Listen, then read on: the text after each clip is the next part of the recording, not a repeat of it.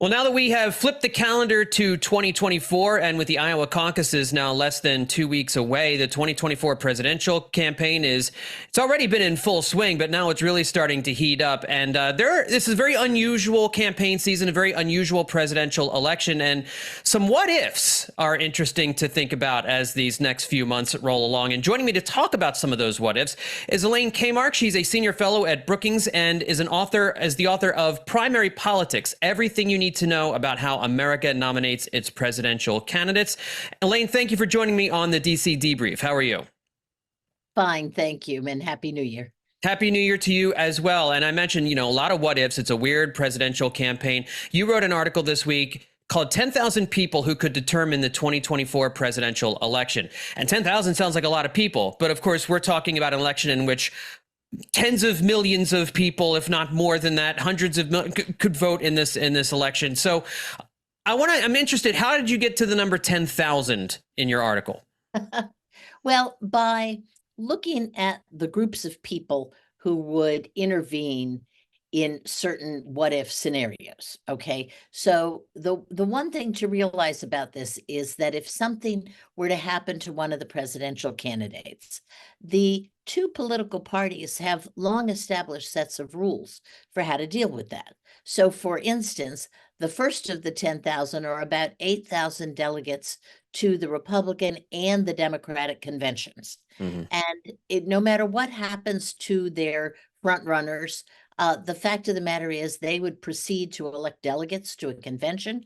They would proceed to have a convention. It might be a little bit more chaotic, or a lot more chaotic than conventions we've seen in the recent past. But, the conventions were the way we selected presidential nominees all the way from 1831 to 1968. Right. So it has been done before, and it will be done. And then if anything happened to the presidential nominees after the convention, the two political parties, there's about 500 people between the two parties, the Democrats and the Republicans, their national committees, the governing boards of their parties, are authorized to select the net nominee. So that starts getting you up there towards 10,000, right? Yeah. And then there's the Electoral College, which most people don't realize electors are actual real people. Right. They actually have a meeting early in December after the election to certify the electors to the United States Senate. That's 535 people, right? And then finally, of course, if for any reason this goes into the House of Representatives, in other words, nobody wins 270, there's another 435 people who elect. So basically you add them all together and you get a little bit over 10,000 people.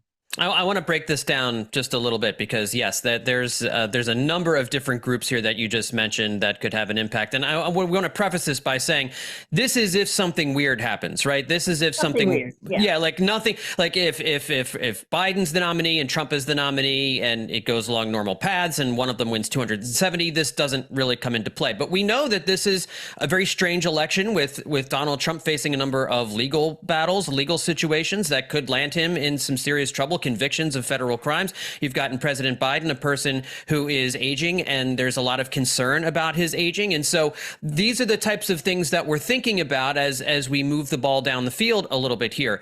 You in your piece talked about the importance of political parties, and I think that's really important, specifically in the nomination process with regard to recent rulings like Colorado and Maine, keeping Trump off the ballot there. Can you talk a little bit about that scenario? Well, like if Trump's not on the ballot in those two states, what role do these political parties have? Well, one of the things that's sort of interesting about this is all the fuss over him being kept off the ballot. Now, if he was being kept off the November ballot, that would be a big deal. However, political parties have the authority to nominate the president, any political party, right? And they are protected by the First Amendment, by the freedom of association. And so even if Donald Trump is not on the Colorado ballot, the Colorado Republican Party could have a convention, they could have a state committee meeting, they could pick delegates to the Republican convention. and they could pick all Trump delegates to the Republican convention, and ditto for Maine. So it really doesn't matter. I mean, the interesting thing here is it really doesn't matter in the nomination race. In the general election race, there's often laws that pledge the electors to the presidential candidate who wins the general election in that state. But for the nomination, it really doesn't matter because nominations are controlled by political parties. And prior to the reforms enacted in 1972, nobody had primaries. Okay, you didn't need a primary to get delegates to the convention. And one of the things that gets forgotten is that it's actually not primaries that nominate presidents, it's delegates to conventions that nominate presidents. And, I don't know whether this ruling will stand. I mean, most people think it won't, but there's no reason why the Maine and the Colorado Republican parties can't send delegates to the convention pledged to Donald Trump. Even if Trump's not on the ballot. Yeah. Yeah, they don't need a primary to do that. For more than 100 years prior to 1968, nobody had a primary. The parties chose the delegates that went to the convention.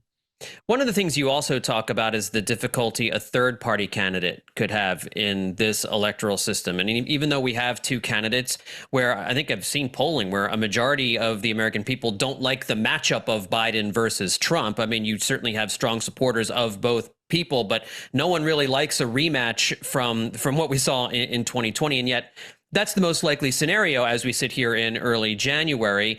And there are rumblings about third-party candidates, a no-labels candidate, some trying to find some candidate who can pose a serious challenge to Trump or Biden. But you talk a little bit about the difficulty that a no-labels candidate would have given the strength and the importance of the two political parties. Can you flesh that out a little bit? Yeah, I mean, the reason the two political parties survive, okay, as long as they have, is that they have legitimacy to them. And they gain their legitimacy by their own internal set of governing laws. So they pick precinct chairman, they get elected. The precinct chairman pick county chairman, they pick state committee chairman. They operate both of them in a very transparent way. And that's been going on for more than half a century now, that this real transparency. So even though people don't like the outcome, at least they know how Donald Trump got nominated. They know how Joe Biden got nominated. No Labels has a big problem. It's not a political party. It's fighting being called a political party because then they'd have to show their contributors. And therefore, they don't have a process that is going to be looked at as legitimate. So if they come, they're going to pull somebody out of a hat at the rate they're going now, or they're going to have an online poll. That's sort of ridiculous. How about people who don't hear about it, et cetera?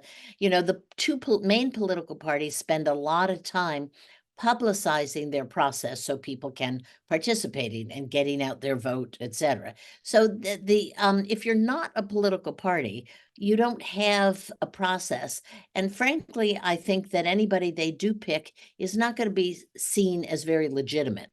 Whereas the two main political parties, we all see the primaries, we see them contesting them, we understand that even if we don't like the outcome, the fact of the matter is that they did go through an established process. Right. I think for a lot of voters, it would be a third party candidate. Let's just throw a name out there like a Joe Manchin or something. It would almost feel like a cheat code, right? To kind of be able to get to the general election process without having to go through the primary process. And I think that rubs some voters the wrong way. Oh, it's going to rub voters the wrong way. And look, the other thing that's happening is, people answer in the polls. They say, yeah, they don't like Trump and they don't like Biden. Okay.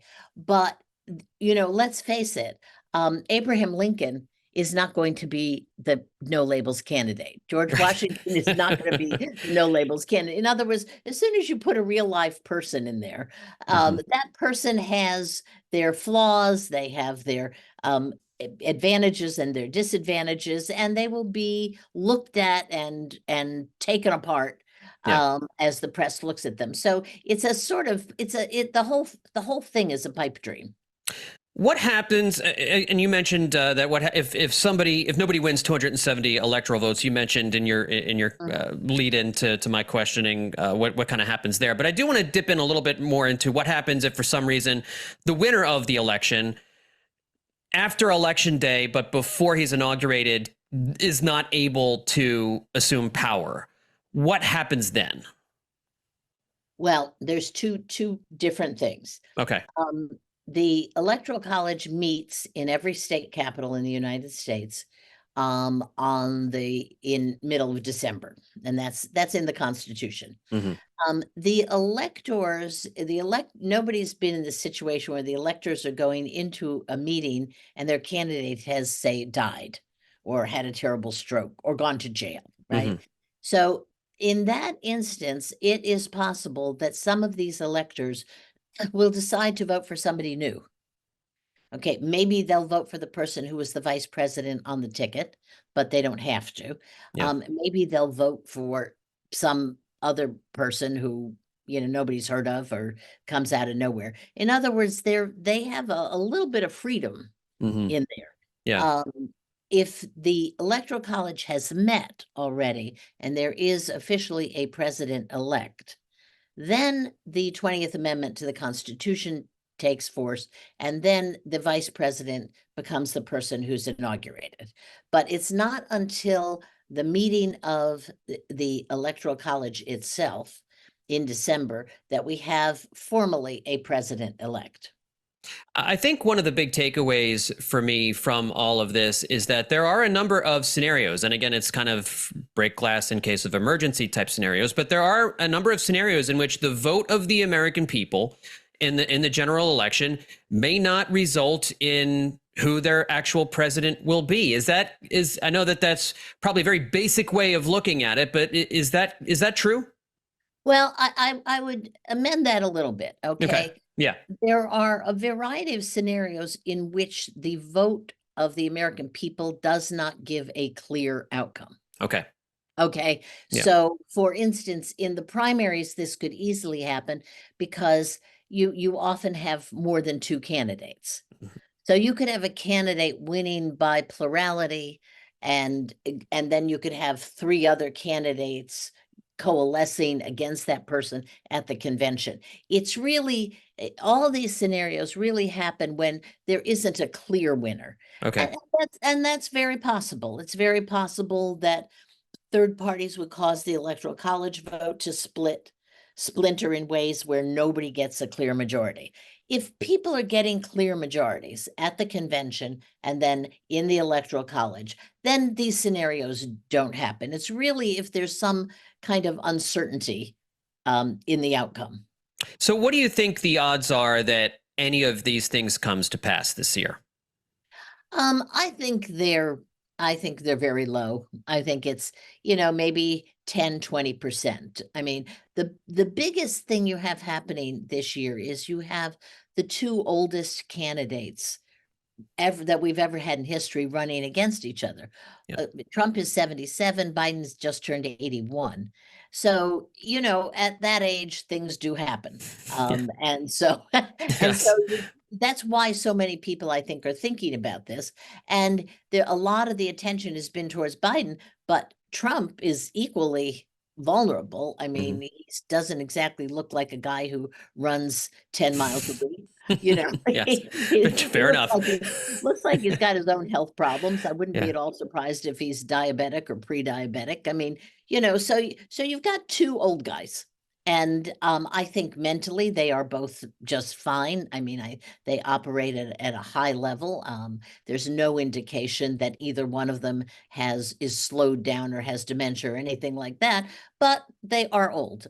Yeah. And so I think that's why we have so much attention to these alternate scenarios. And then, of course, there's the thing that a lot of people don't like the rerun. They'd like to see some new blood, and that's natural, but it doesn't look like there's any way out of that scenario. Very true. Polling numbers certainly bear that out. So just real quick before we let you go, I did want to ask you about the Iowa caucus, and with it being less than 2 weeks away, it's a week from Monday. Can you just explain for people who may not know how a caucus differs from a primary? Well, most caucus is different from primaries in that people actually go into a room and they cast their votes in front of their friends and neighbors. Hmm. And then if somebody doesn't reach a certain percentage, 15%, they can go caucus with another group. So it's a very open, very interesting process. Although if you're old or you're serving overseas in the military, you can't participate in it. So that's a problem. The Iowa Republican caucus is actually somewhat different, and it's really a misnomer to call it a caucus because it's really a party-run primary. Okay. People come into that caucus and they actually vote on a secret ballot on a Mm. piece of paper. And then they proceed to have a meeting which elects people to the county conventions and the state conventions. So they do have that meeting, but the actual presidential part of it is really more like a primary. And we have a lot of not a lot of states, but a fair number of states that do have party-run primaries. So it's basically a primary. It's just the state isn't paying for it. The party is. Got it. Well, it's certainly an interesting process. I think most of us are used to going to a ballot box and, filling Right.